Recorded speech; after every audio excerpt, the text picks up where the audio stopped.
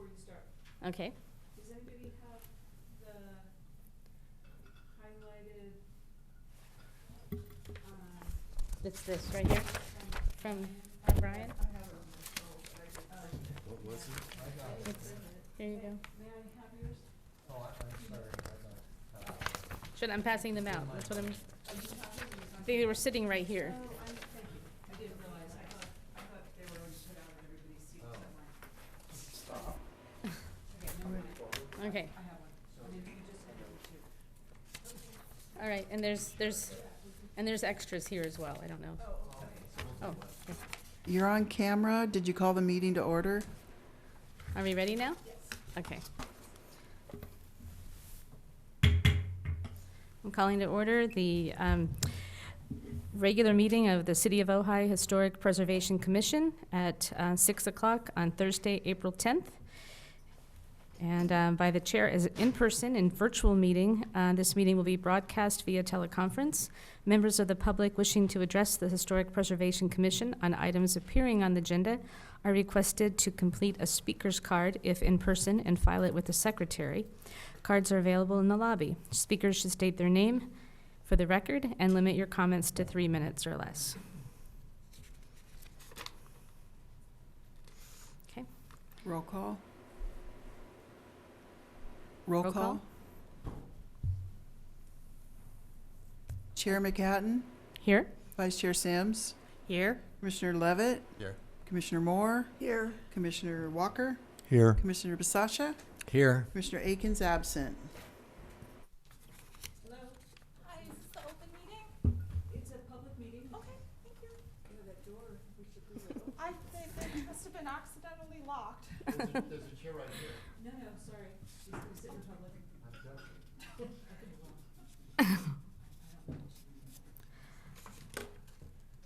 Okay, can we stand for the pledge?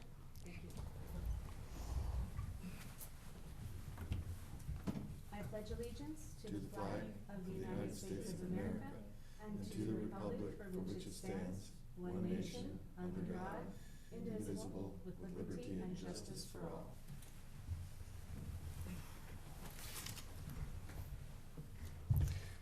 Okay, so here we are. Public communication. Public communication is a time set aside during the Historic Preservation Commission for members of the public to address. Sorry, I'm getting flash-winded.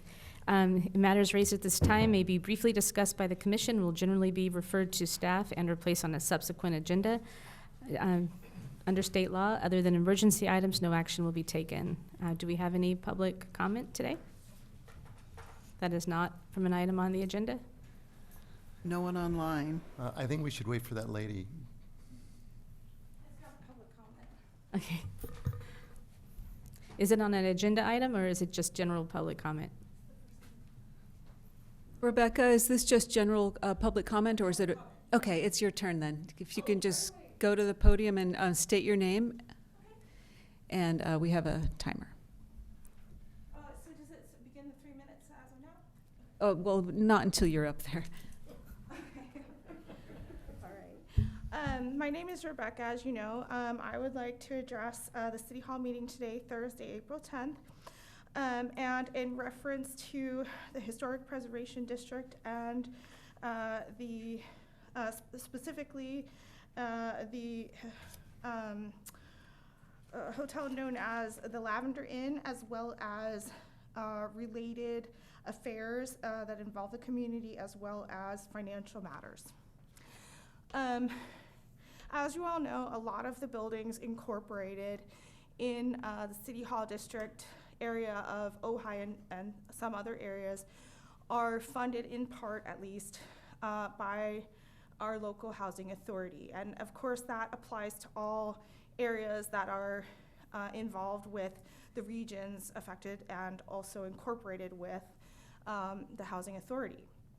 The housing authority has been around for a number of years and also expands out into another country, Canada, that I happen to know. I have heritage there.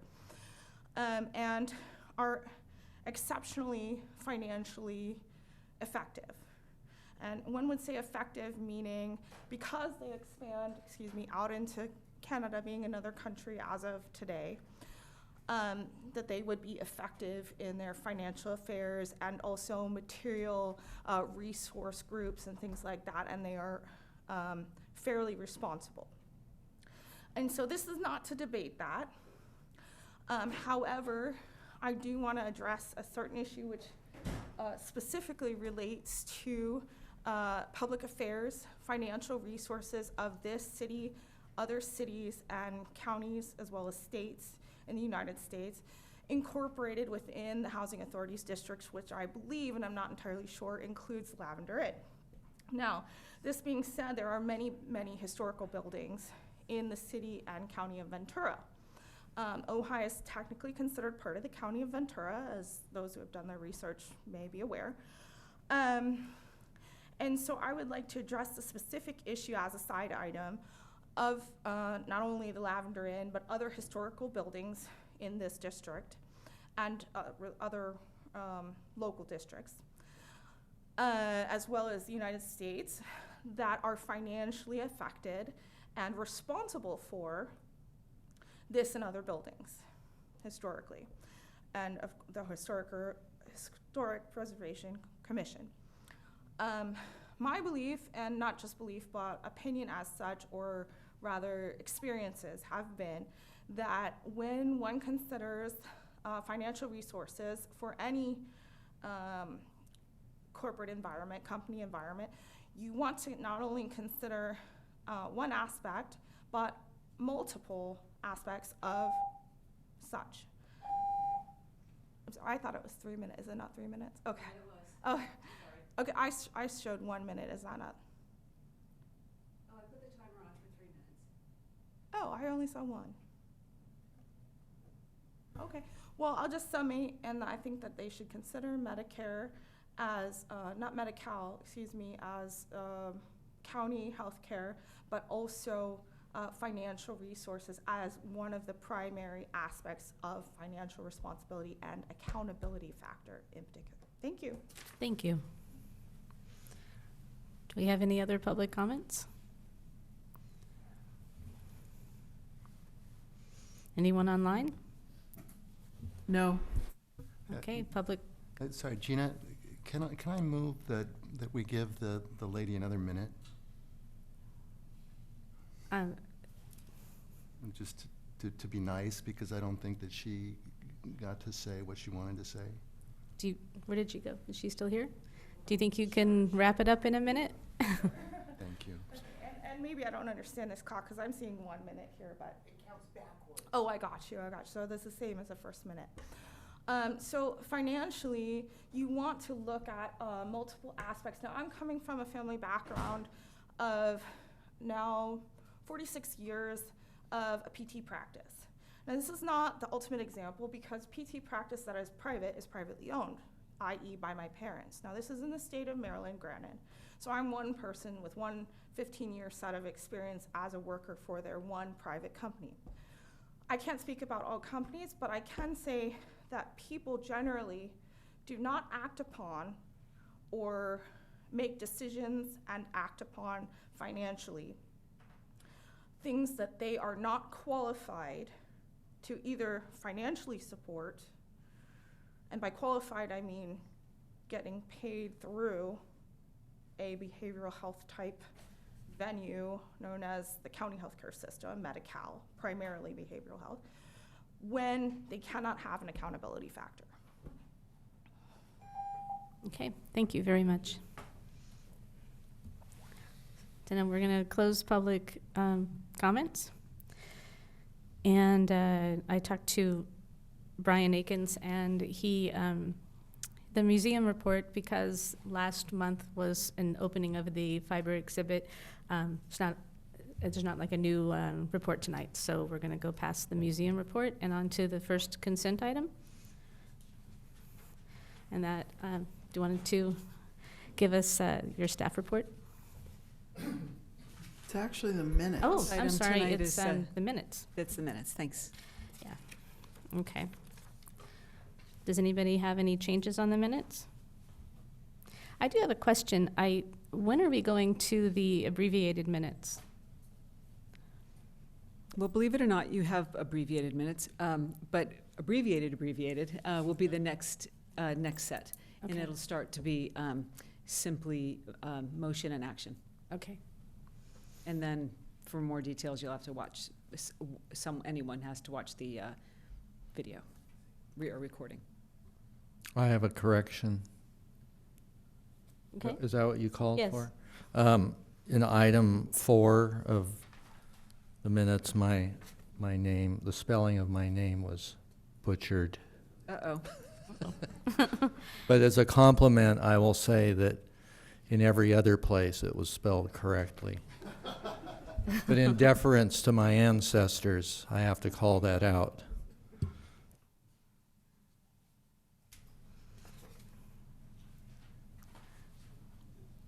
Are there any other changes? Do we have a motion? No motion to, I'll make a motion to accept the minutes. I'll second. all right. Do we have a roll call? Yes, Basasha, Yes. Walker, Yes. Moore, yes, Levitt, Yes, Sims, Yes. McCatton. Yes. Okay.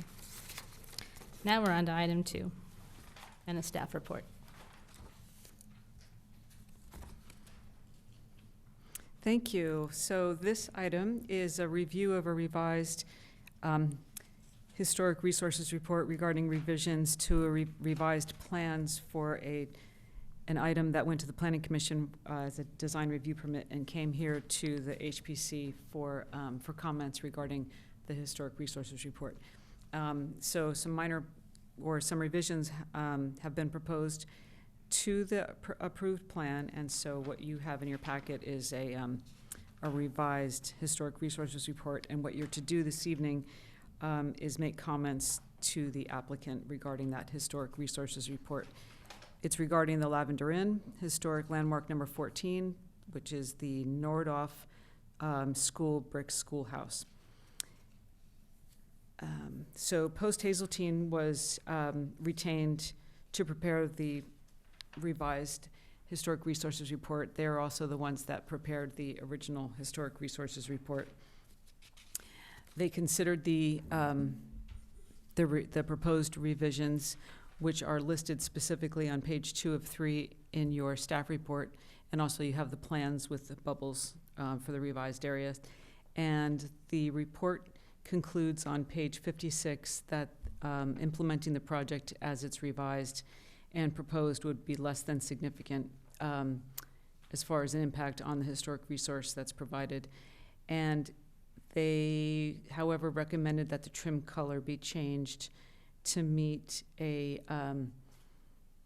more reflective hue that was commonly used in the 20th century. And the applicant did change the color, which is also included in your packet. And staff is, again, recommending that you just make comments to the applicant who is here with you tonight, if you have any questions or if you want to say something further to him. Thank you. Mr. Walker? Commissioner Walker?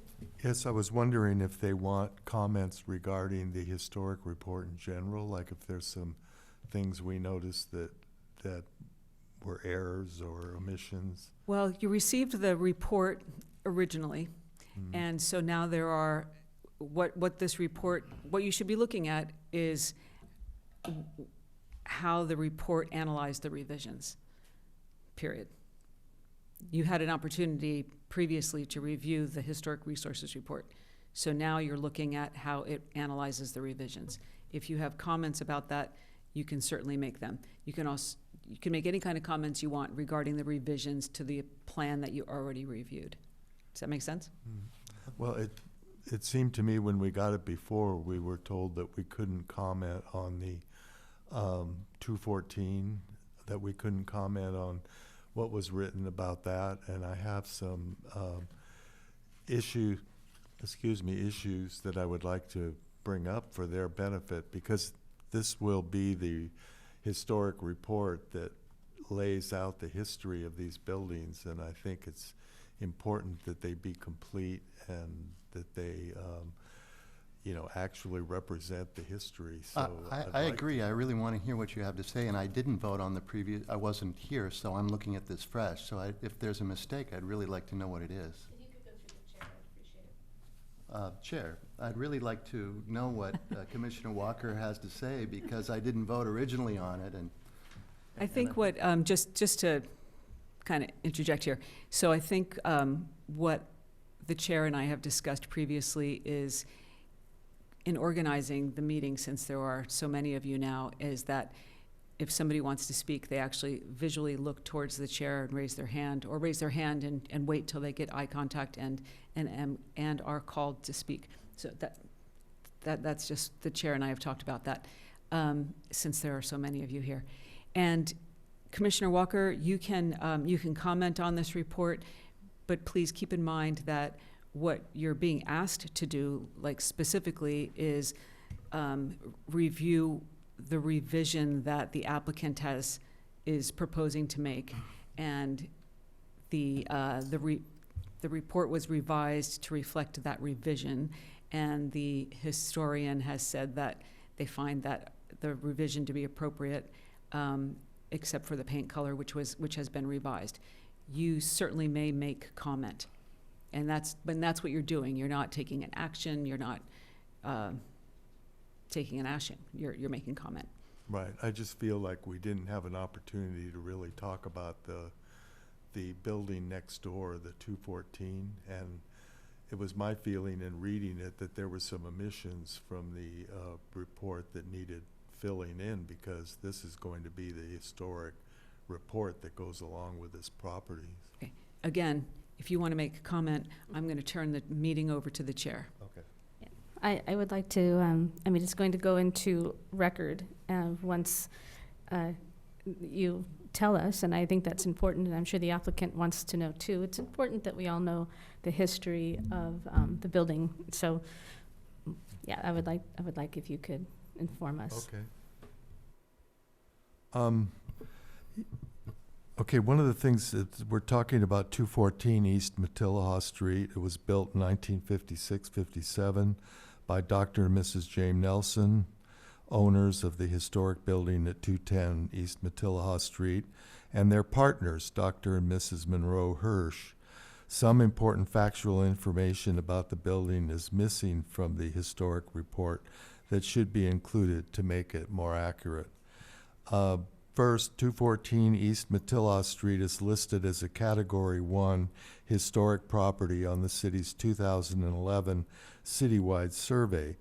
There was a typo in reference to the 2009 study that obscures this fact. This is evidence of historic significance and should be in the report under previous assessments. So when you go to the section on previous assessments, it says that the survey in 2009 assigned a visual evidence of survey code of 2, which really doesn't have any meaning. I think what they meant was a survey of visual evidence of significance code of 2. But that was the reconnaissance survey that was done in 2009. The final report listed it as a Category 1 historic building, and that has been left out of their report, which I think is an important indicator of the historic significance of that building. 2014 East Matilaha and 2016 East Matilaha, the building directly to the east, were built in 1956-57 as one project. They were sister buildings constructed by and for two medical professionals, Dr. James Nelson, a general practitioner, and Dr. Monroe Hirsch, an optometrist, along with their wives, Mary Patsy Nelson and Winifred Winnie Hirsch.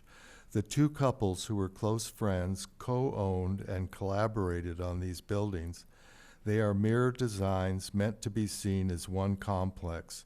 In fact, they have been a unified complex for nearly 70 years.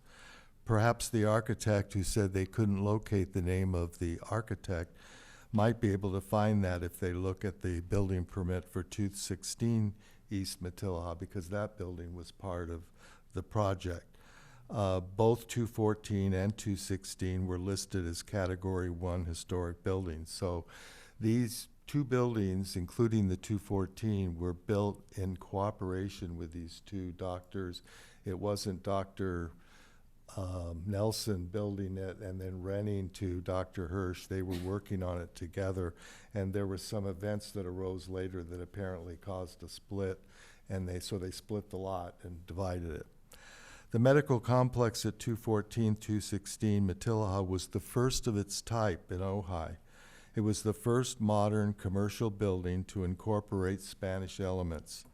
This style of architecture, which the historian calls a conflation of Spanish and modern architecture, was not an anomaly. It was part of the architectural movement in California at the time, and it would dominate Ojai commercial and institutional architecture for the next 25 years or so. The Hirsch's son, Jeffrey, told me that he thought my father might have designed 214 East Matilaha. However, I cannot verify that. In 1957, these buildings were the only modern Spanish buildings in Ojai. After they were built, however, several local architects adopted the style, and city planners looking to revitalize the downtown were happy to approve their designs. Some examples: Fred Hummel Jr., who was the project manager on the Reagan Library, he designed the Ojai Festivals building, which you're probably aware of as a Spanish modern building that was built in 1964. He also designed the Hummel House up on Signal Street, which is now a landmark that was done in the ranch style. Zelma Wilson, head architect for the redevelopment project behind the arcade, used Fisher and Wild for the redevelopment area buildings, which are also done in this style.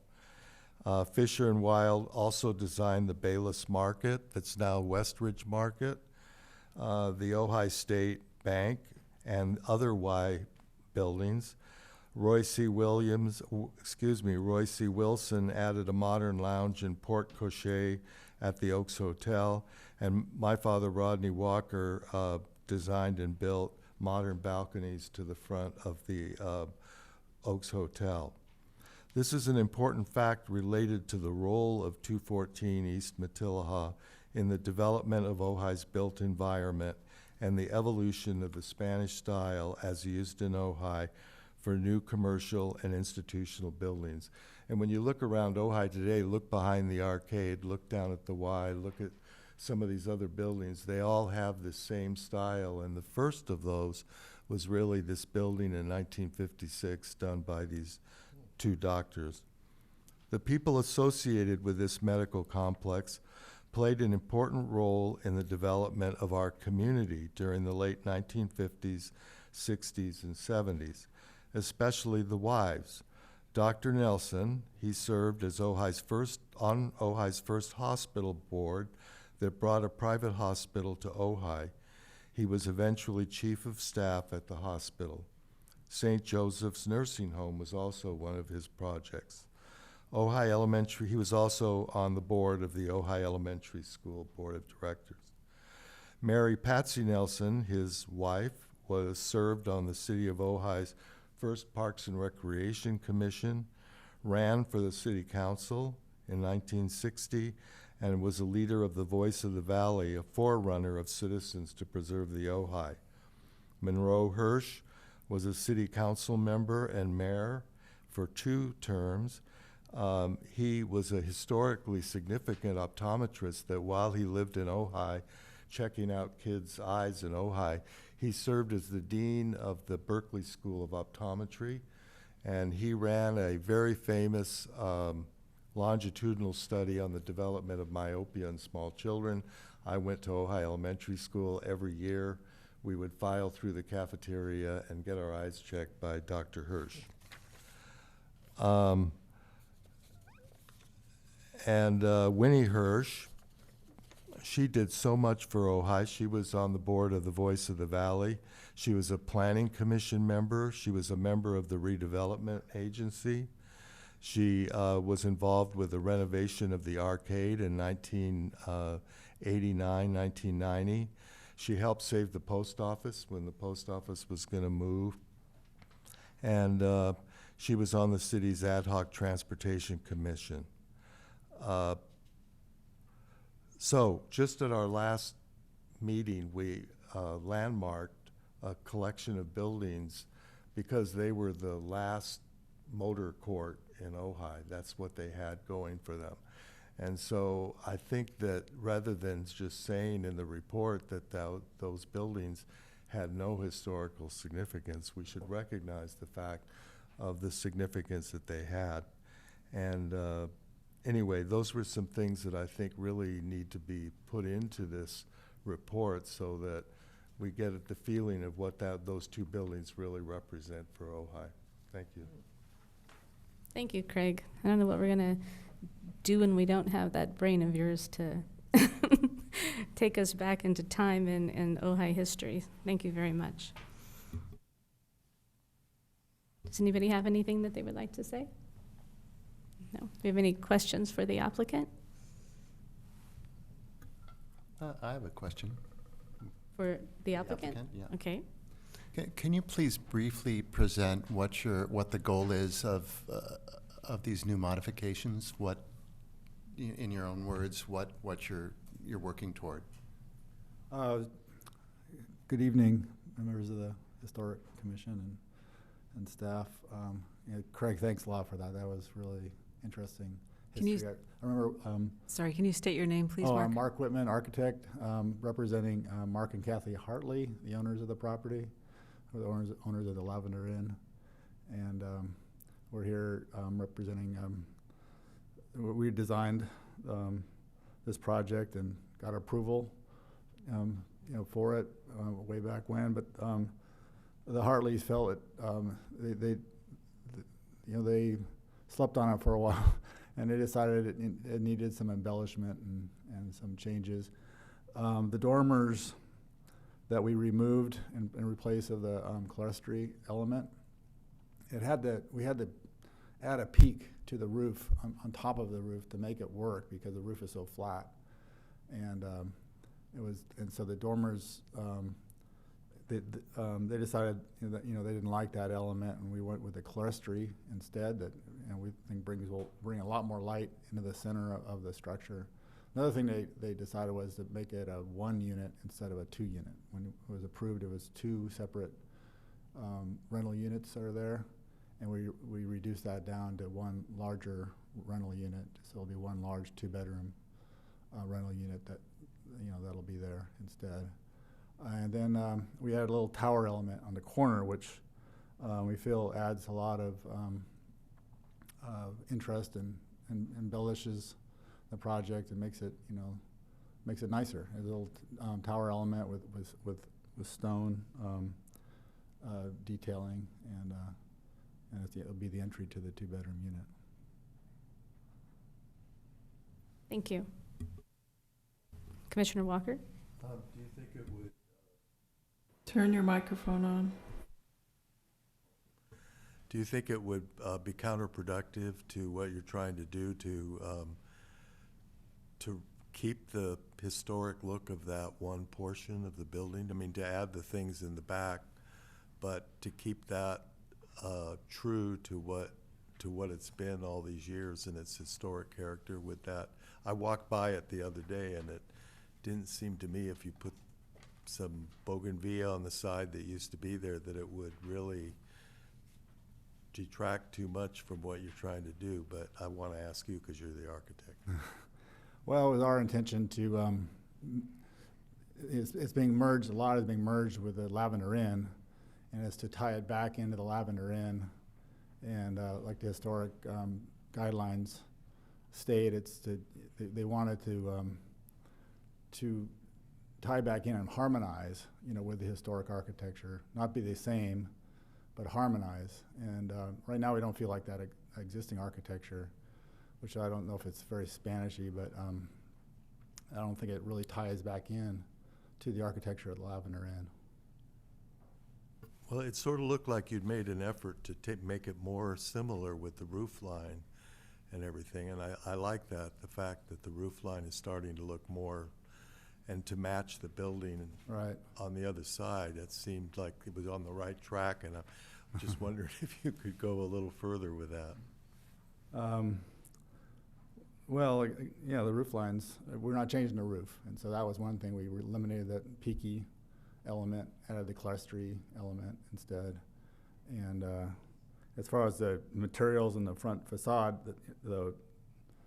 changing the slump stone brick to the Ojai stone, which is what is on the Lavender Inn now, we think helps harmonize the two structures together. And I think the wood siding's not much different than the existing. It's fairly similar, and so. Sorry. Anyone? Yes? I'm glad you brought up the towers, because I would appreciate it if you'd embellish on that a bit. To me, I don't get the harmonization of the towers with the rest of the project. I mean, I don't get the tower thing. Is this a design review? I'm sorry, I just want to interject and then you can Yeah, answer. yeah. I want to make sure that the commission is aware that what you're doing tonight is commenting on the Historic Resources report that evaluated the revisions. So it's not it's literally what I just said. It's reviewing the Historic Resources report that is reviewing the changes as opposed to reviewing the changes. Does that make sense? Well, I guess. And not that I'm not going to stop you from speaking. I just want to make sure that the commission is aware of what their role is tonight. It's to make comment on the Historic Resources report. Okay, and indeed, we have been confused about just exactly what it is we are commenting on. We're all confused about it. So please, if you ever get a staff report from me and in your packets and you're confused, please contact me so I can help you out before the meeting. Mhm. I did hear from the chair. I've said that numerous times and I'll say it again. Always contact staff so you can find, so you don't come into the meeting confused. Mhm. We don't need to take it out on the applicant. Right. Ask staff You and then don't- go ahead and make your comments. You don't need to comment on this. I'm just, I speaking understand. out Because loud, actually- I so. understand what your comment is. But also, yes, Yeah, but so we think Mark, we're embellishing. So actually, Mark, what the commission is going to do now is make comments. It's not a discussion back and forth. You don't have, they're making comments. Yeah, Okay, thanks. I'm all for that. No Well, I was actually generally interested, I was genuinely interested, but maybe I'll ask him at a cocktail party sometime. Commissioner? Yes. I really want to hear what Commissioner Besetia has to say, and the architect. I think we're given this project to look and make comments on, on this report and on these proposed changes. And I think that what the architect has to say is really important, because for me, I'm totally in agreement. I mean, this south, I think it's the south elevation, looks really modern to me. I think it totally defeats the idea of supporting the existing cultural resource, and so I'd really like to encourage a conversation to find out. But that- Again, when a report in a situation like this, the commission is charged with making comment. It's not asking them to change anything, or you can certainly make suggestions through your comments. It's not, you can certainly make your comments. I'm not stopping anybody from making comments. But you're reviewing tonight the Historic Resources report that is addressing the revisions that happened to an already approved project. Well, we haven't looked at the revisions, have we, as it relates to the revisions- cultural landmark, right? The revisions are in your packet, and they are reviewed through a Historic Resources report, which is also in your packet. And the historian reviewed the revisions and made comments. And you are to review that document and make comment to it. And that's the previous meeting about this project that you weren't here for, was to make comment to the Planning Commission. And so staff took your comments regarding this plan to the Planning Commission. You're not the deciding body, you're making comment. But as a group, we can possibly make some sort of agreement that we don't feel that these towers are appropriate. You are That's not here to make a recommendation or to take any action, you're here to comment. Well, we can agree on that, make a joint comment. Or an individual comment, but again, you're not going to vote on anything. You can make a comment, and if 7 of you make the same comment, that's fine, but you're not voting together to say, hey, 5 or 7 of us made the same comment, so go ahead and make these changes. No, you're only making comment. And again, you're charged with making comment on the Historic Resources Report, and which is addressing the revisions. So I'm not going to stop you from talking about this project, but I just want to make sure you know what you're doing tonight. And it's kind of like Commissioner Basasha said that it was confusing. I understand that it's confusing because it's an opportunity to make a comment when perhaps you want to do more than that. But that's really all you get to do tonight. But as a body, I mean, these proposed changes are making changes on a Mills Act landmark, right? No, No. you're not. The Lavender Inn, a Mills Act. So this is, I'll go back in history a little bit. So the reason that this project initially came to the HPC is because there were 2 separate properties. The Lavender Inn was on one property, and the building that Commissioner Walker spoke of was on another property. And because the Lavender Inn was requested to eliminate that property line and therefore have one big property, now that building, 216, and the proposed modular buildings, now they're all on one site. And because they're all on one site, because they eliminated the lot line, now when they're tying it all together, the new buildings and revisions to 216 had to be reviewed through a historic resources report because now they are associated with a landmark, which is Lavender Inn.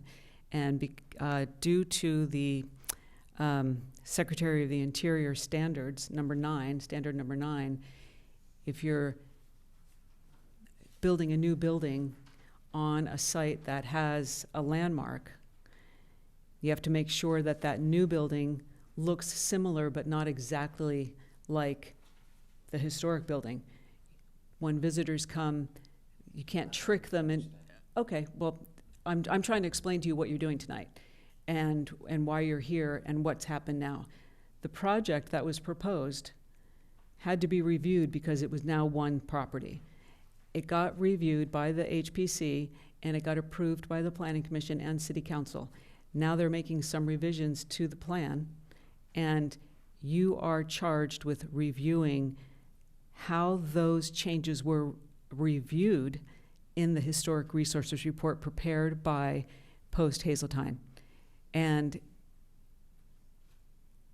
so, and that's what you're charged with doing. You are not really reviewing, you can't ask the architect to change anything. You're reviewing how the Historic Resources Report reviewed those changes and its recommendation to the applicant. And its recommendation to the applicant was, we find that this is appropriate and still meets the Secretary of the Standards number 9.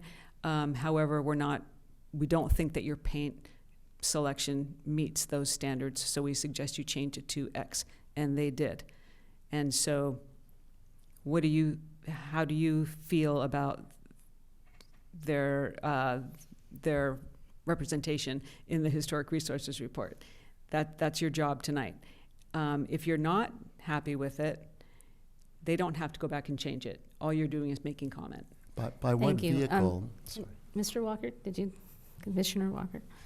The question I have is that it's a landmark. It's a landmark property. It's got alterations and revisions and new construction going on to a landmark property. And the city code says that in order to get a permit to do that, it has to be approved by the Historic Preservation Commission. But when it first came to us, you said, oh, you can't talk about that because it's a separate piece of property. But now it's not a separate piece of property, it's on the landmark property.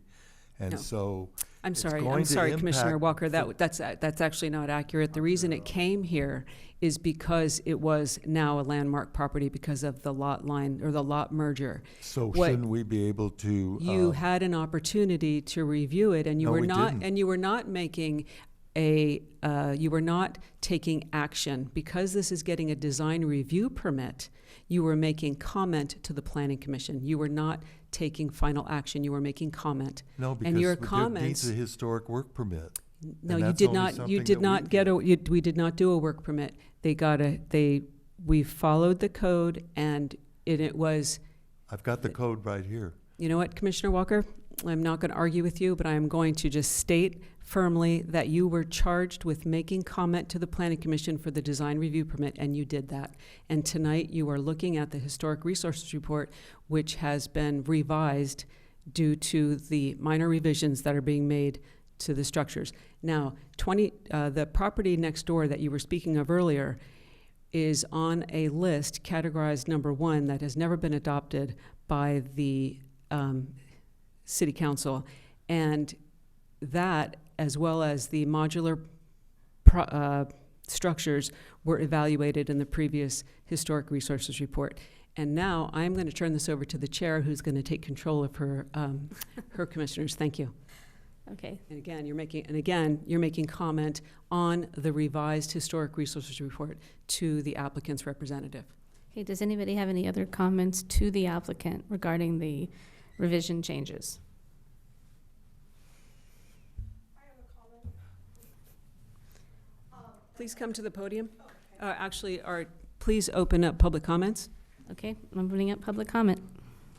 Okay, and I'm just speaking as a layperson, so I don't have ultimate say-so or anything of action value. But I think what this was being addressed about was something about the ceilings and the design review. My concern is really a comment and not a question. It's regarding the ceiling structure. The Lavender Inn is known to be a vacation stay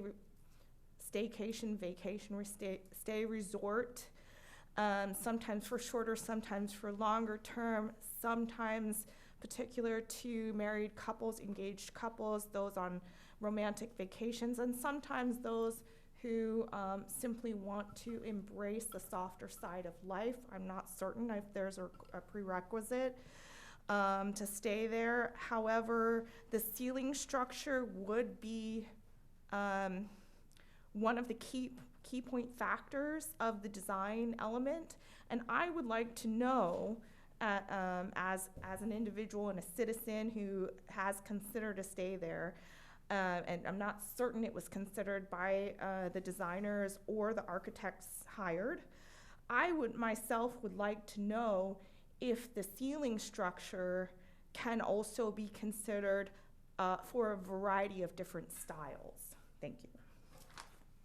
Thank you. Okay, does anyone else have any comments to the applicant? Okay, thank you. We're going to close this item. Did you want to? I can't say anything. I have a question for staff. Okay. So, Maura, I'd like to find out what vehicle gives the historical report primary authority over us? That we have to comment on the historical report rather than us as a body looking at these changes. So because this was getting a design review permit, the HPC is charged with making comment to the Planning Commission. That was the initial project, and the project and the Historic Resources Report. Unlike a project that gets a work permit and comes before you for you to take action as opposed to comment. It's how the code is written.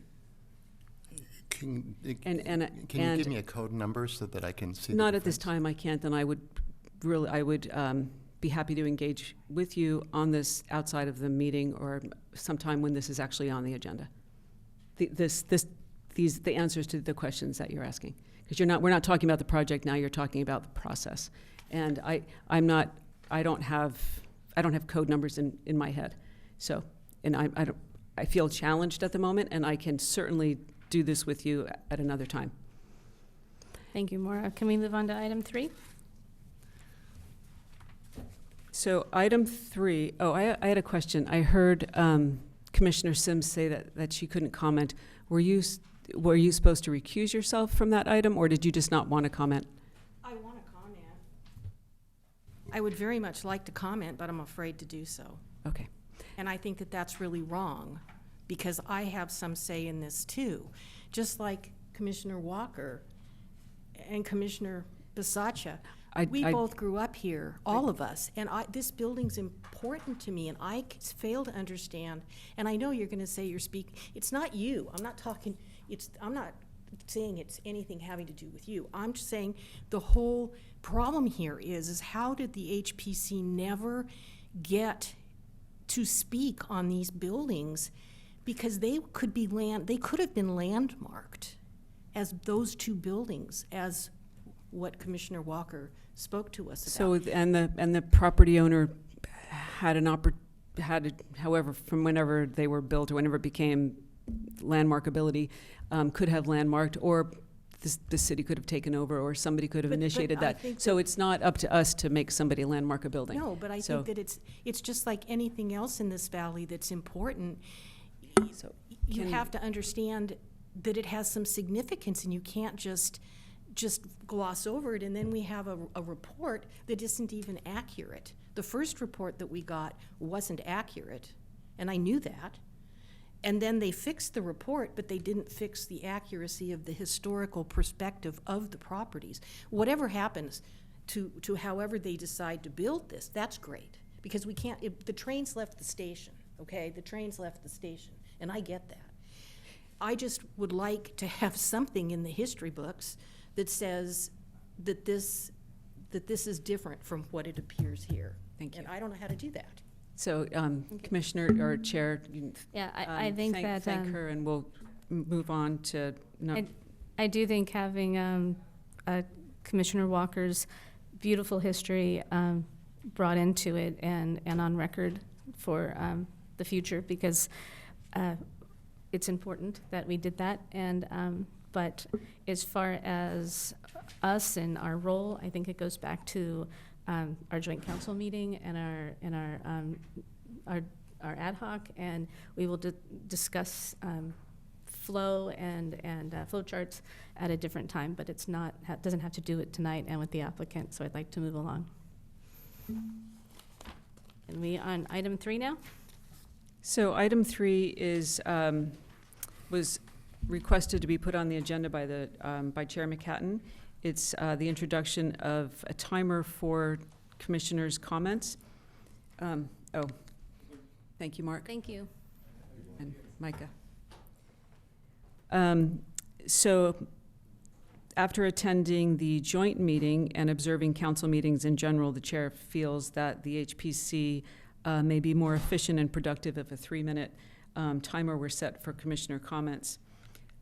Commissioner Akins wasn't able to be here this evening, and he provided an email that I'm just going to read for the record, just to kind of stand in for him, I guess. And he requested that this item be removed from the agenda, and finds that this item violates the Ojai Boards and Commissions Handbook guidance that's found on page 14 of 39. Item 3, considering the item where it states, quote, time committed to deliberation should be adequate to allow the sense of the committee to emerge. HPC item number 3 focuses not on the need for addressing the item of business brought to the HPC, which is its code directive, but to worry about being more efficient and productive.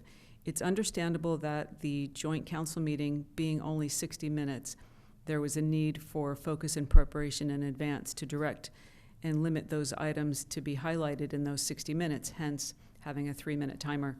However, in a regular commission meeting, The focus, per the handbook, is that each item use the time committed to deliberation should be adequate to allow the sense of committee to emerge, each item being given a thorough deliberation, that all sides all sides be heard, especially considering the hours spent in prep by staff and commissioners, and the need to address any new hiccups, and that the path forward be unhurried by the ticking of a clock. As a compromise, he thinks that a 3-minute timer be used for commissioner comments at the end of the meetings and not during the projects. These comments are meant to be brief, but often run much longer than guidance provided by staff suggests.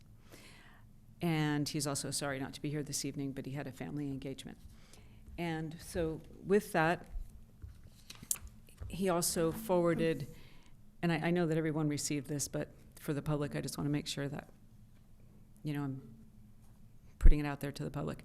He also provided a highlighted page 14 of 39 that basically says in the handbook what he describes in his email to you. And with that, I'm going to open it up to you, Chair. Thank you. So when I got that email, I called Brian and I spoke to Commissioner Akins and told him what my concern was about how now that there's 7 of us, I know there was 7 of us when I began on the commission, but we often had vacancies and we often had people who didn't talk a lot. We have 7 very active people, which is wonderful, and with 7 sometimes different opinions. And I thought that that would be a way of kind of getting everyone to be heard. You could have several 3-minute times. So you have a timer, speak for 3 minutes, and then anyone else talks, then it can come back to you. So really you could talk all evening if you wanted to, in 3-minute increments. But we talked about how he says that when you watch city council meetings, you can see when there's a timer. A lot of times, when you go back, it takes that time to get up and running to back where you were if you wanted to continue a thought. And so I told him that I would discuss about what I feel the problems are. And one is, like we talked about earlier, is going through the chair. It's something that we did with when it was Chair Akins, and we would raise our hand, and it would always go through. And I've kind of let a lot of conversations between sidebars and just people talking. When there's 7 of us, it's unruly. So I think it's important that we do go through the chair, and I think it's important that you come prepared. You do your research on your packet, not just like right before the meeting, but like Maura said, to contact the city if you have any questions regarding your packet, so you're coming prepared and you know what you want to say, so it's not just like a stream of consciousness when you start to talk. And if you agree with another commissioner talking, that you can just say, I agree. You don't have to be repetitive. And keep it down to if you've said it before at other meetings, you don't have to say it again. You don't have to worry about, just be mindful of repetition. And maybe we can start this with an internal timer and for a few months and see if we can all go through the chair and we all take time, kind of before you come, you kind of know what you want to say. You have a start, a middle, and an end, like a timer's going on, but not an actual timer, and see if that works. And if we can do it without one, I think that it would be an easier way to go without having to have that extra element of a timer. But I'm for that if we want to try it. If we want to try to address the problems without a timer first, I would be for that as well. Anybody else want to speak? So you're suggesting that we self-monitor. So raise your hand. What you just said is, does anybody else want to speak? And then you raise your hand. And then I say, yes, what would you like to say? So you're just suggesting that we just informally try to be as brief as possible and not be repetitive and see how that works.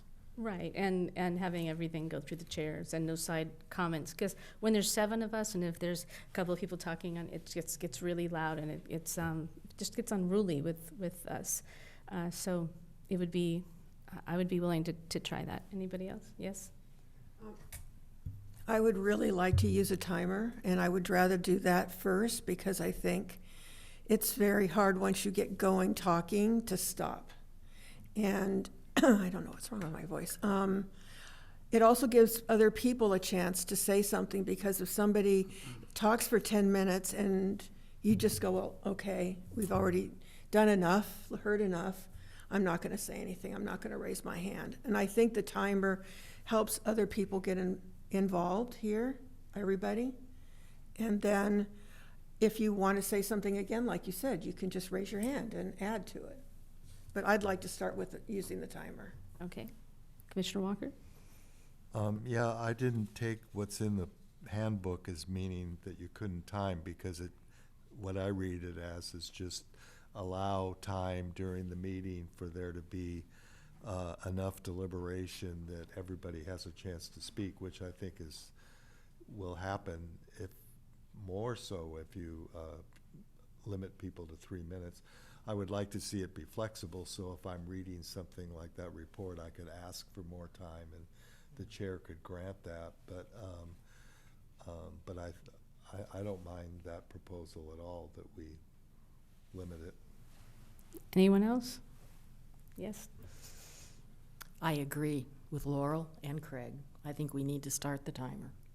And let's give it a try. And if it doesn't work, or people get upset, or we have an issue, we can always change it.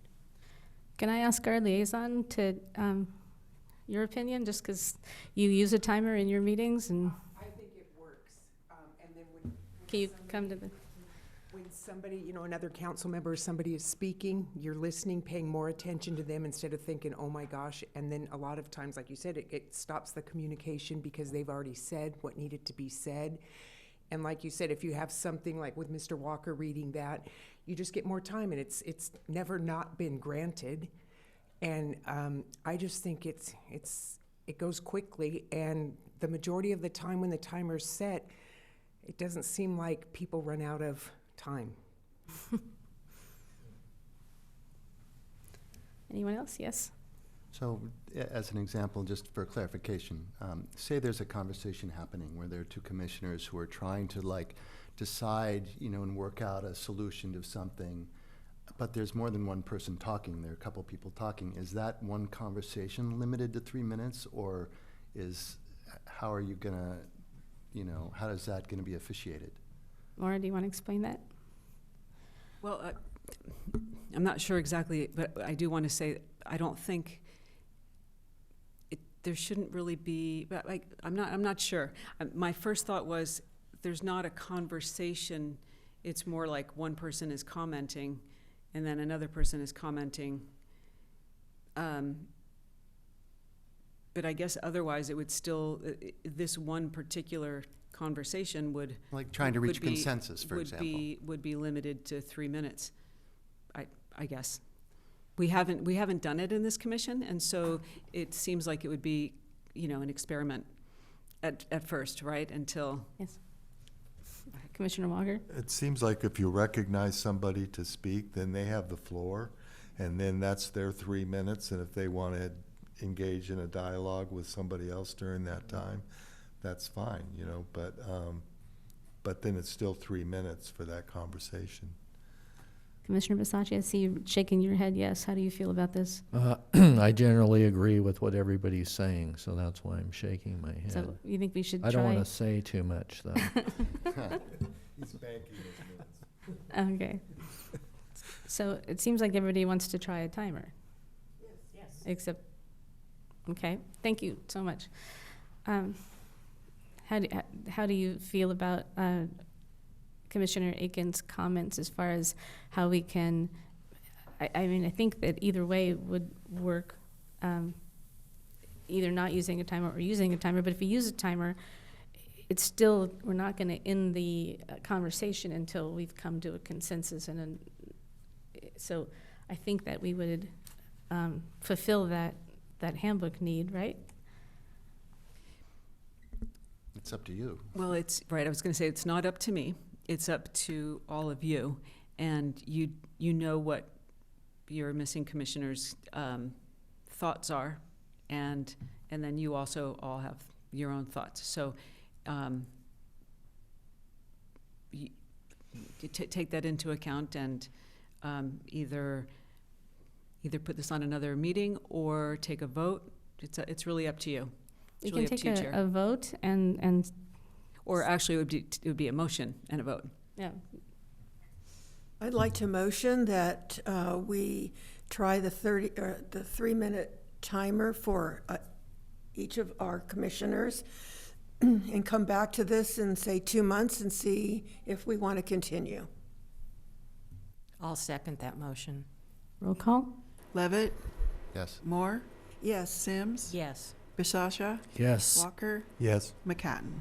Yes, can we put it on a future agenda for 2 months? I was just going to ask to, so I wanted to make sure I had the motion. So the motion is to do the 3 minutes and to do it for 2 months. 2 meetings. So it would, 2 meetings, so it would start in May. So for May and June, or you could start it right now. May and June. And do May and June. Would you like to start right now and do May and June? Sure. Okay, so Sherry, are you able to put a timer on this evening? Yes. Okay, and we will, for May and June, so for July, we'll be revisiting this topic. Okay. Okay, so please make a note for the future agenda for July, Sherry, if you wouldn't mind. Yep, already did. Thanks. Okay, our next item, item 4, is the California State Historic District celebration and other Right, items. and so, just so everyone's aware, staff is not limited to 3 minutes, ever. So, I'm being funny, but it's true. So this subject is, as Chair just said, that this is the California State Downtown Ojai Historic District topic, and we're doing, well, to me, I'm going to talk about 3 things briefly. Timer's not up.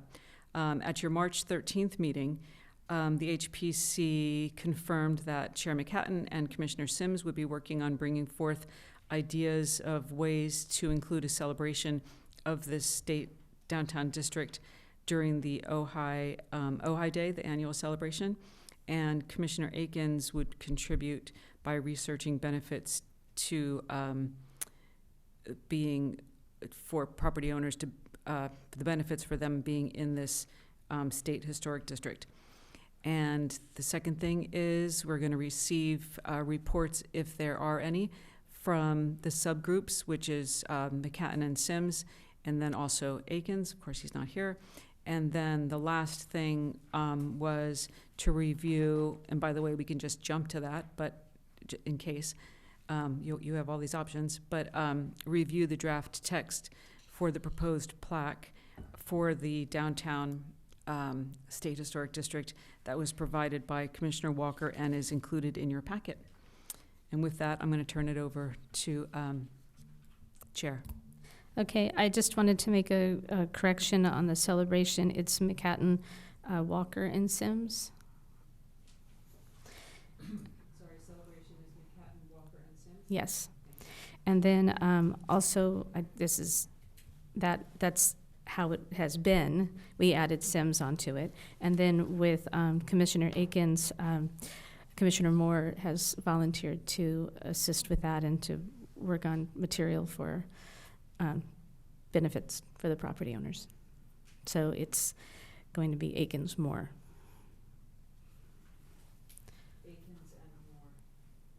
Akins and Moore for the benefits. Correct. Thank you. Thank you. Craig, do you want to, Commissioner Walker? Okay, well, I got some input from some other historians, so I tweaked the language just a little bit. So I'll read it for the benefit of the public, but I made copies of it, and I made some extras for the audience. So it's basically the same thing, but there's just some tweaking of the language. I think since Commissioner Walker is going to be reading something this evening, that we can turn that timer off until he's finished. Thank you. Okay, I might need another minute.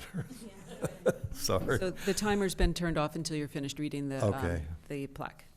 So this would be a plaque that would go somewhere, maybe at the front of Libby Park, that would just basically commemorate the naming of the downtown Ojai Historic District. This site has been placed on the California Register of Historic Resources by the State Historic Preservation Office. In 1914, Ohio glass magnate Edward Drummond Libby proposed transforming the dusty little town of Nordhoff into a picturesque Spanish village with Mission Revival architecture. The transformation included a new name, Ojai. His ambitious proposal was a generous gift to the community. When asked why, he simply stated, "Because I love Ojai." Libby hired San Diego architects Frank Mead and Richard Requa with Robert Winfield as builder. By 1917, the arcade, post office, pergola, and what is now Libby Park were completed, followed by the El Roblar Hotel and Catholic Church in 1920. To honor Libby, Ojai held its first Ojai Day celebration in 1917. Residents embraced Libby's vision, commissioning more Spanish-style buildings for the city.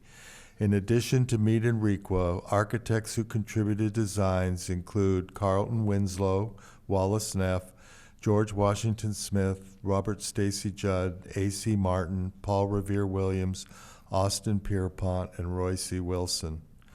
Ojai was the first small town in America redeveloped using City Beautiful design principles and Spanish themes. Inspired by Ojai, other Southern California towns, including Santa Barbara, Rancho Palos Verdes, Westwood, San Clemente, and Rancho Santa Fe, adopted similar Spanish-themed unifying designs. The downtown Ojai Historic District, 1914 to 1929, includes 28 contributing properties along Ojai Avenue between Blanche and Montgomery Streets.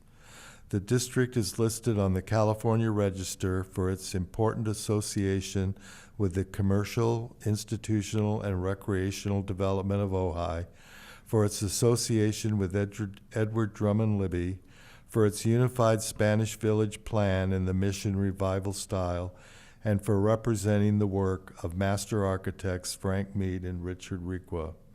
The City of Ojai thanks the State of California for recognizing the town's historic significance to the people of California. Ojai City Council and the Ojai Historic Preservation Commission hopefully will have this by Ojai Day. But my purpose is to present a draft and then to get input from the commission on what their thoughts are, to refine it further, and hopefully we can get it to a point where we could decide on a plaque and order it to get it in time.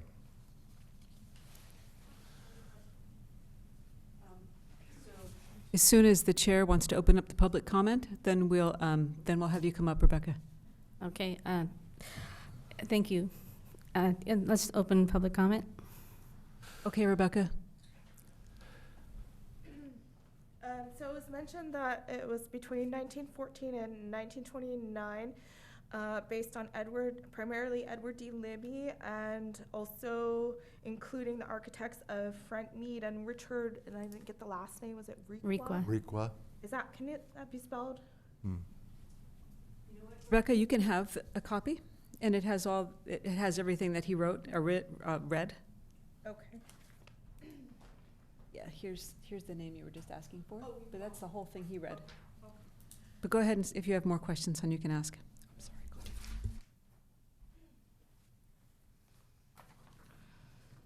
Go ahead. Should I continue with my comment, or okay? So the architects were primarily Edward D. Libby, as I understood it, Frank Mead, and Richard Requa. I'm sorry, I don't have all the accents here. And from 1914 to 1929 were the primary years or period of architectural design inspiration for Libby and Ojai. And so I think that historical architecture is one of the primary key factors in not only funding, but the hominess, as a layman's term, or also financial resource base for anything dealing with the public, and also the planning commission, the financial building planning commission. I have no opinion personally about the style of architecture, being as that I'm not an architect. However, I do think it should not be culturally swayed in financial backing. I think financial backing should open to all of America and not say only Spanish style. I love Spanish style. My aunt lived in Spain. My dad's side of the family lived in Spain for 4 years post-World War II. I think Spanish style architecture is beautiful. But as far as funding, I don't think it should focus only on one style unless it was only geared towards that. Thank you. So I think my first question is, have you looked at other large plaques to do a word count versus this word count? No, I haven't. Okay. I think that because it's beautifully written, and I think it's all important to be said, but I don't know what is standard on one of those larger plaques and how many words versus, like, is this too many? Is this, There's no limitation. The city can create its own plaque. I called the State Historic Office, and they said we just needed to send the language to them for them to review it first, but they didn't have any limitations on what kind of plaque or how much you spent or whatever. That would be up to the city to come up with that. So they did give us some companies that we could call that have made plaques in the past, but it's really up to the city how they want to present that. And so far, it was Mark Lewis from the museum who gave you input? Yes, Mark Lewis helped and gave some input, and Elise DePuy, who had written a few of these plaques before, she Great. gave me some input. Does anybody else have any questions? Yes. I'd like to suggest that the plaque could be rather, simple, but there could be a barcode on it where you could take your phone and then you could read all kinds of things about Ojai. The thing I'm concerned about with, especially on a bronze statue, a plaque, is the permanence. There could be a time when we don't use those any longer, and so it's nice to, like when we were talking about the trail, when it's something that you slide in, and you have the barcode, and then if somebody is supporting that particular plaque with their restaurant or their business or more information, but it could come out. But when it's on a bronze thing, then I would definitely worry that we might date ourselves and all of a sudden it not be a thing anymore. Anyone else? Yes? I think it's very well written. I like it. I'm proud to have it in our park. Commissioner Levitt? Thank you. Yeah, I agree. What little I know about Edward Libby is that he was an industrialist who actually created the smooth glass and a way to mass produce it, and that's how he made his fortune, or a lot of it. I would just putting it out there that when you say Ohio glass magnate, it kind of, it's extremely broad, which may be your intention, but it starts getting, I think maybe it's a little bit too broad, or I would suggest how would you feel about in 1914 industrialist Edward Libby, rather than start, because unless you want to, I think it would be good to talk about his glass entrepreneurial activities and so on, but that would be something different. And I don't know, I just, as a way to maybe Well, I make think it a most little people brief. recognize the name because of the Libby glass, like Right. chandeliers and soup bowls and stuff, but you're right.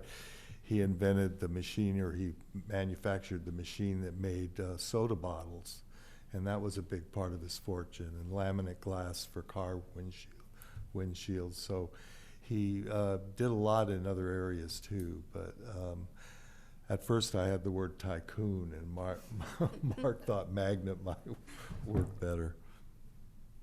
So. Okay, so anyway, I have a just- question, Industrialist. which we can't ask because she's not here. Is that you?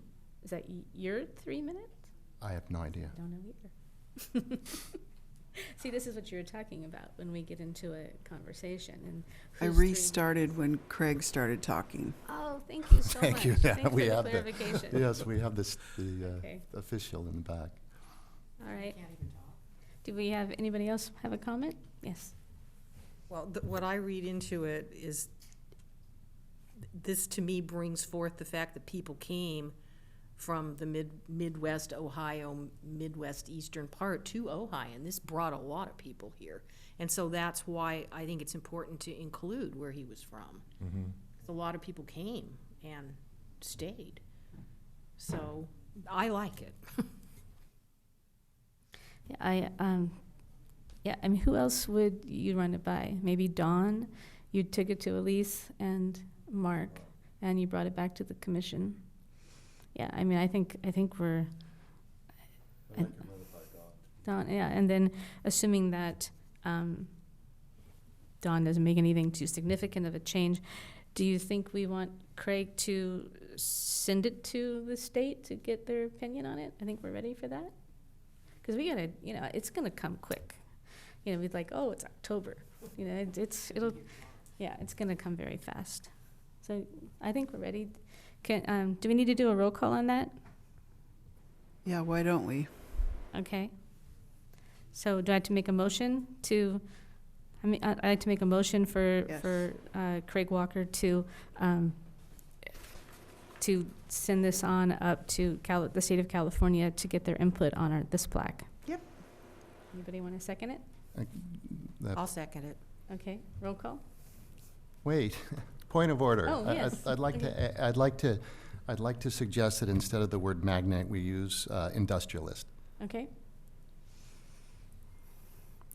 Why don't you run it by the Brain Trust and see what everyone Okay. thinks? And Did you want the glass in there? I want to defer to Lorraine. She likes glass. I like glass. That's what he was famous for, was glass. Yeah, Okay, sounds good. okay. Levitt? Roll call? Levitt? So what are we voting on? I don't think if we sent this to the state of California and we decided at the last minute to go back and forth between magnet and industrialist, I don't think they're going to stop and say, well, now it's different, forget you. So pick one, and whatever Craig wants to just send it, just to get the approval on the whole concept to see if we're on track. So I think that's what we're voting on, is that it's 99% there. Let's see what the state of California has to say about it. Sure. Okay. And so we have a second. Can we do a roll call now? Yes. Levitt? Yes. Moore? Yes. Sims? Yes. Basasha? Yes. Walker? Yes. McCatton? Yes. Okay. So now we're on item 5, and this is the trail plaques. Do we have a staff report on the trail plaques? Yes, and I'm sorry that I was having, or I am having kind of a family emergency, and I may have to step out while you're talking. Okay. So this item is regarding the Ojai Valley Trail plaques, as the chair just announced. The ad hoc committee is Commissioner Walker and Basasha. At the March 13th meeting, the commission confirmed that Basasha was also on the ad hoc, and they were going to look further into the idea of placing plaques on the Ojai Valley Trail. And so I'm going to open this up to the ad hoc committees to give their report if they have one. Okay, well, I think I mentioned last time, we found that there were the two sections of the trail that are controlled by the city. So my thought was maybe we could start with those areas and then see how it goes, and we could continue it further.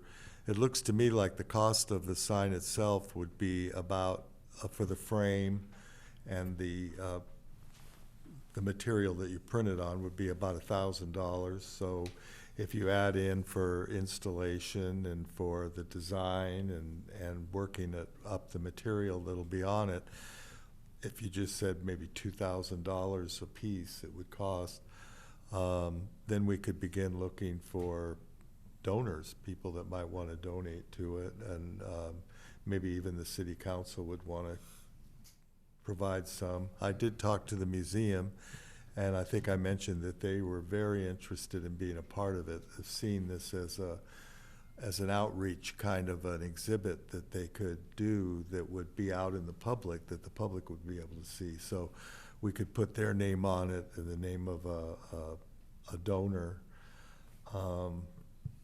But my question is, would the next step, Maura, do you think, be to meet with the Public Works Director to go over the plans with her? I mean, I know at some point we need to get council approval, but I would like to have many of the ducks in a row as possible. So I thought if I could, Rick and I could meet with her and just get her input on where they might go, how they might be set up, so as not to create problems, and you know what I mean, to be. As I think the ad hoc should contact the Public Works Department and make an appointment. Yes, that would be appropriate. Okay, that sounds good. Yeah. All right, we'll do that then. Thank you. Thank you. Rick, do you have anything to add? No, just that Craig and I did go down to the county and try to seek out the Parks and Rec director, but they weren't there, so it was kind of a waste of time. But we did go down there on another matter that perhaps we'll mention in the commissioner comments. Thank you. I would like to- suggest always calling ahead to make an appointment before showing up at a government agency. Yeah. I would like to add that I did mention to Councilwoman Rachel Lang about this project, and she was very excited about it, and she felt there was overlap with the project that she was on, and so I connected Commissioner Walker with Councilperson Lang. So hopefully that can be another avenue to get this moving forward. Anything else? No? Okay. Thank you. Item number 7. So this is, actually it would be item number 6. So this is very unusual, but I'd like to ask for a 3-minute recess, please. Sure. Thanks. So if everyone could turn off their mics.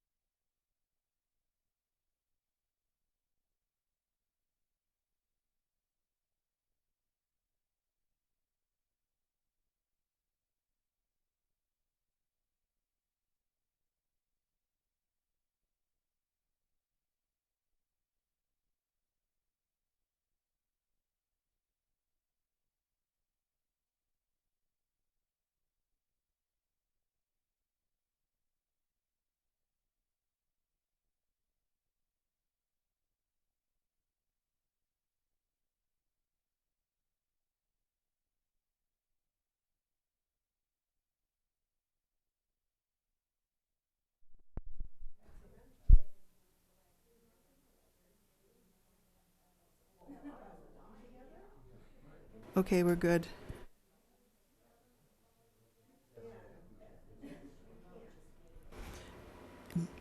Chair, we're good to go. Hi, yes, we're ready? Okay, we're back on. We're back to the meeting. Hello, everyone? We're back. Oh, we're back. We're back.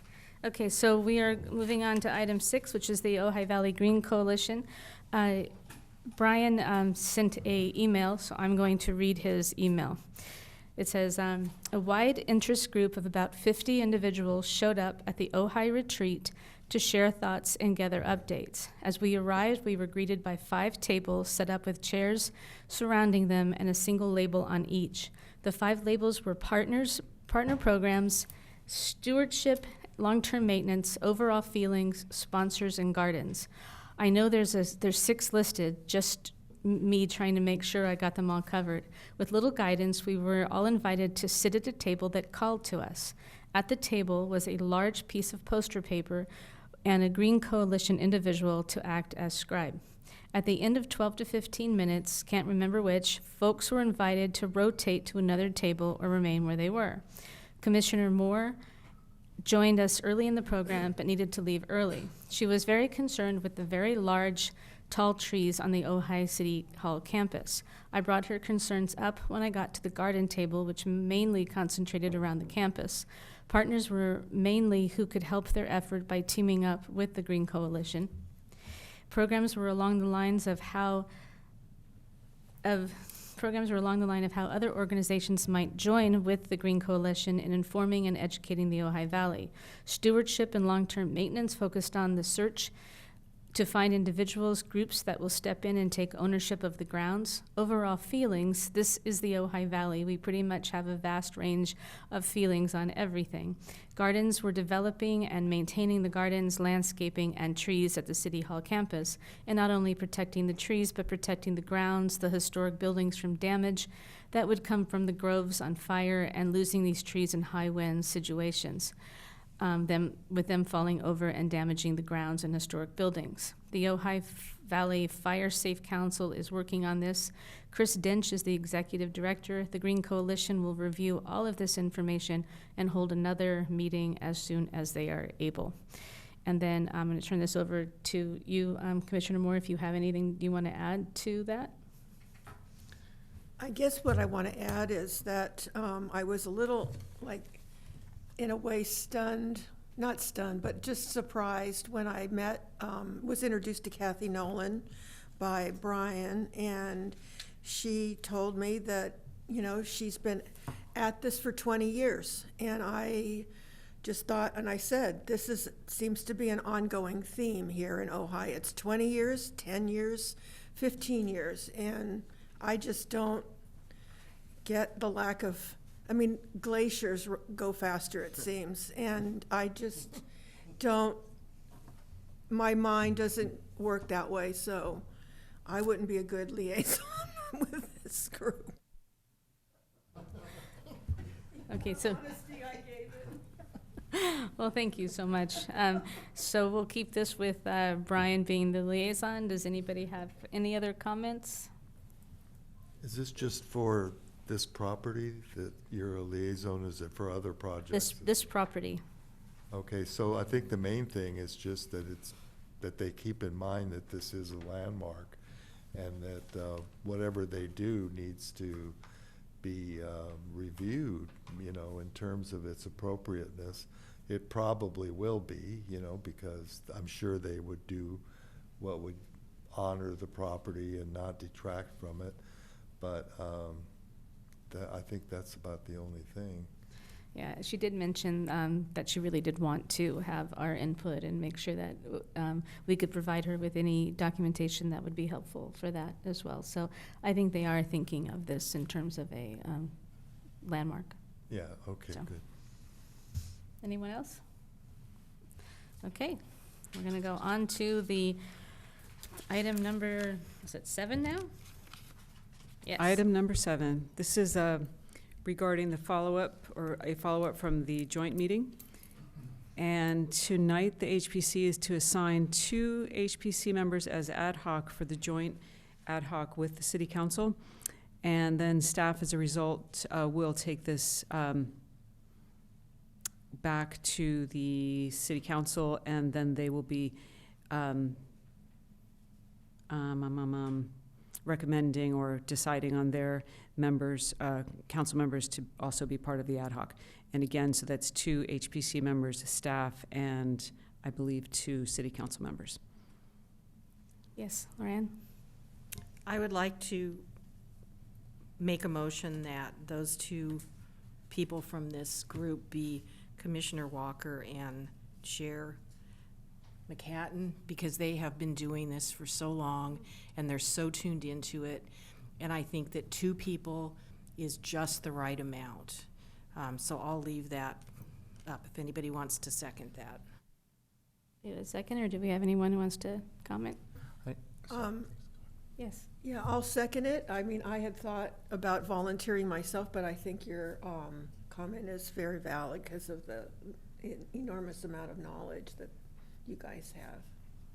Well, thank you. Yeah, I'd like to have this be as efficient, and I don't want to have this drug over to many meetings. I'd like to, I don't want to just be presumptuous that we could just keep this going for a while. So I want to make sure we get in, we get our objectives discussed, and we dissolve the ad hoc.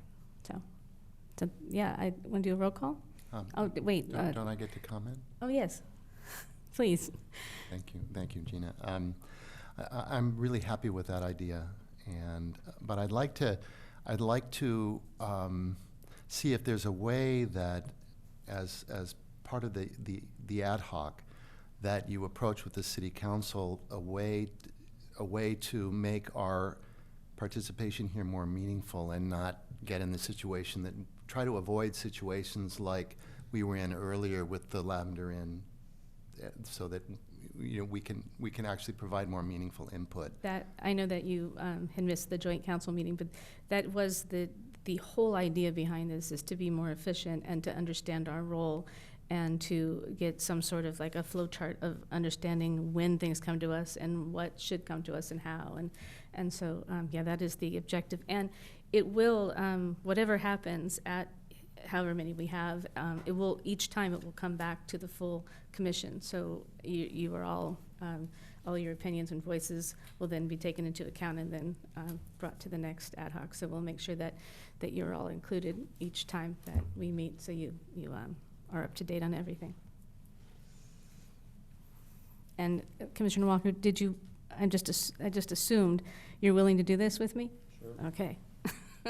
Can we have a first and a second? Can we do a roll call?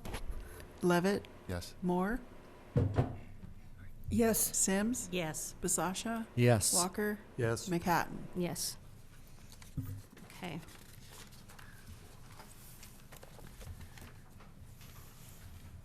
And then item number 8, which is the education update. That's just kind of me, So isn't that's it? on you. Okay. So we, many of us did a CEQA fundamentals for projects affecting historic resources.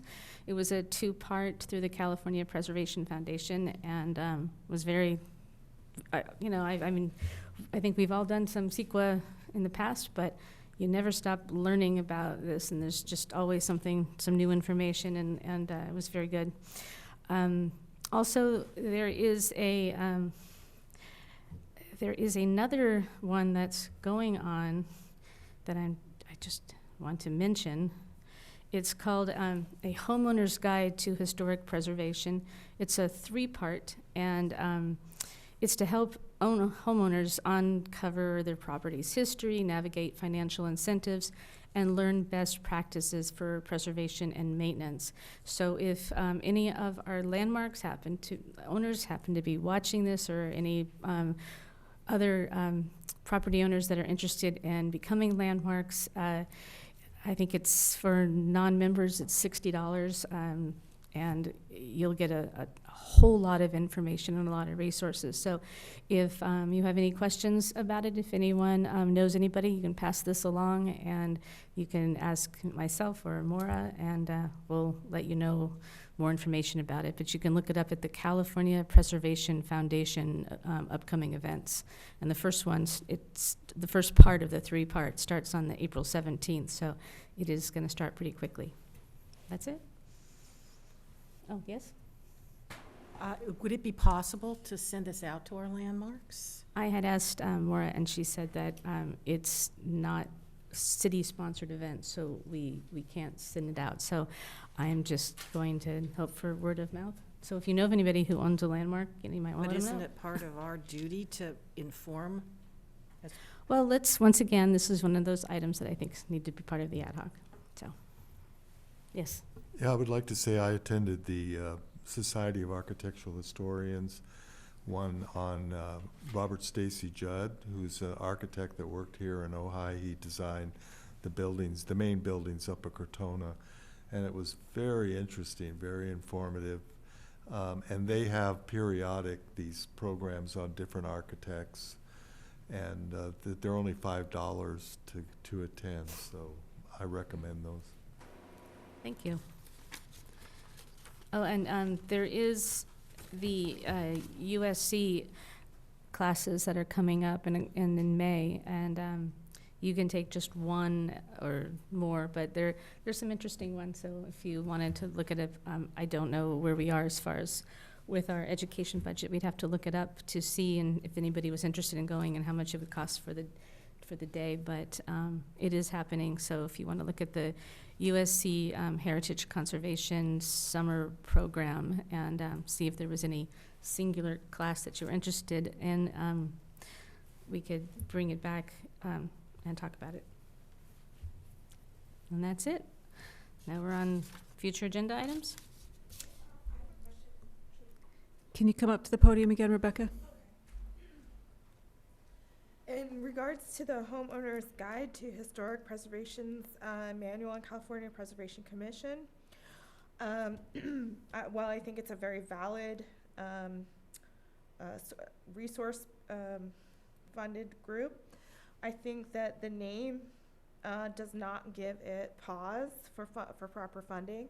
And the reason I say this is because to historic preservations implies city-owned, coming from the federal estate of a fine line, where the funding comes from the federal government.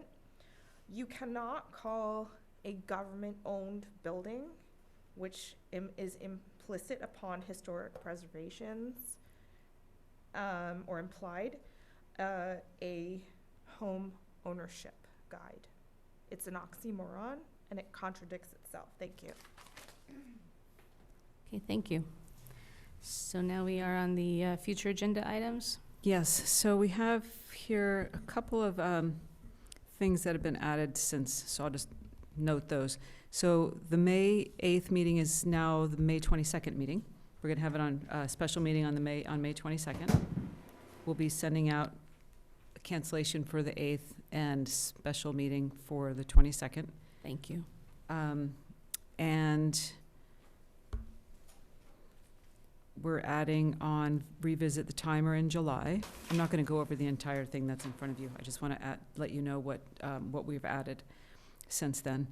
And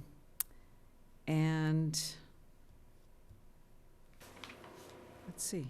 I'm sorry. I guess that's it. I do have something written here regarding City Council and Planning Commission, role of commission, C minutes. Oh, C minutes. I think Sherry wrote me a note.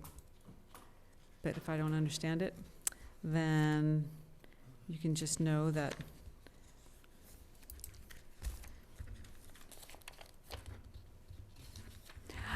oh, I know what I'm doing.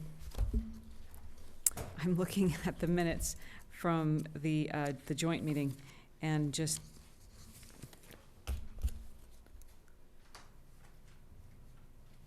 sorry, letting you know, that we have the ad hoc now of two commissioners, Chair McHatton and Commissioner Walker, as your ad hoc for the HPC City Council ad hoc committee, and we'll be adding that to the list of ad hocs here on this sheet. That's all. I'm sorry to go through all that to say And I nothing did speak with the mayor, and he did want to be on the committee, and I know that Kim also, Kim Meng, wanted to be on it, so I think we have our two people. It's not official. But I'm just letting you know. So process-wise, what I'll do is I'll get this on their agenda. Well, I won't. I'll request that it get on their agenda. I can't. I don't have any control over their agenda, and let them know who the members are from the HPC. They will designate their members, and then we'll get a meeting together. Okay, and then on the list of ad hoc, can we, under the state district, add, you don't have the names, but you have McHatton, Sims, Akins, but it's also Moore and Walker. Right. So Moore and Walker. And then if you go down to the pending discussion for the Green Coalition Liaison, that's going to be Brian Akins. Akins. Okay. And I think that's it. Excellent. Do we have any commissioner comments? Yes. I would just like to thank Councilwoman Meng for coming to our meetings and stepping up to be our continued liaison. I appreciate it. Commissioner Levitt? I also appreciate it. I'd like to... Microphone. Thank you. Thank you, Sherry. So I don't know whether this needs to be an agenda item or how to propose this, but regarding the sort of schedule or the survey, I think and maybe this is a future, direct me please, Chair, how to proceed with this, but perhaps it's a future item. I think that the homeowners who own Category 1 properties need to know about it and need to know that there may be an opportunity to save property taxes under the Mills Act by pursuing some sort of landmarking of those properties. And I'm wondering if somehow a letter can be drafted or a letter can be written to those owners of those properties to present that to them and let them know, so that, you know, maybe they'll think twice about tearing it down or something like that. You're saying about this education event? No, or? I'm saying that in the survey of properties in Ojai, that those properties that were designated as, you know, as historic, be notified of it in some way. Well, first we need to get that updated, and then we need to get it adopted, and then at that point, once it needs council adoption before we can do that. Am I correct there? Gina? Well, at that point, they would be on an adopted survey, and so they would, at this time, it would be kind of vague information to send them. It's like you happen to be on a list from 2011 that hasn't been adopted, you know, so maybe you want to consider, you know, besides that, what I was actually writing down is to look into whether it would be even appropriate to do that. But Chair kind of jumped in to say that first we need to get that list adopted and updated and then adopted. Yes. Commissioner Walker? Well, I was thinking there is a pamphlet that's on the city's website that explains about landmarking, and maybe that could just be updated to make sure too that it gives all the possible benefits that a person could get. So if someone were inquiring about it, they would have that in the packet. That would, because there's quite a few that I'd even forgotten about, that, you know, you can do a discretionary lot split. I mean, it depends on the situation, but there are other ones that are listed in the law that are potential benefits to those who own landmarks. So we should make sure that gets out. So, in a future agenda item, maybe we could talk about updating our brochures. If you'd like to put that on the agenda? Yeah. We will do that. Put it in an upcoming agenda item? Yeah. An Okay. upcoming agenda item is not date specific, just, Right. okay, thank you. I just wanted to make sure that everyone was aware of that. And that's something that the chair and staff create an agenda together. And so it'll be noted that it'll be on an upcoming agenda item. Yeah, like we did that a couple years back. We updated our one that had all of our landmarks listed, and I think we're still holding at that number. What's that? Have we added any landmarks? Oh, I guess we're just adding one now. We're adding the Well, the council has to approve. right, but that will be a new one to add to that brochure. But other than that, it's pretty accurate, unless maybe we wanted to include the state district on there as something yeah. So yeah, it would be great if we could just revisit all of our brochures and just make sure they're up to date. Anything else? Can we have our councilwoman come up? Do you have any? I don't really have anything to report, but I did want to say that, you know, I'm happy to be here. So our duties switched, our times to be with a liaison. And so I reached out, it should be Rachel Lang, and I asked if I could continue. She's far busier than I am. So I'm looking forward, you know, to everything you guys are doing, and then hopefully, you know, working with that celebration and all that. That's pretty exciting to me. So I'm happy to be here. And thank you for volunteering to be on the Absolutely. ad hoc as well. Absolutely. It'll be nice. Thank you, guys. I appreciate you. all that you do. Okay, do we have anything else? Are we done? Yes? Hit the Okay. gavel. We're out.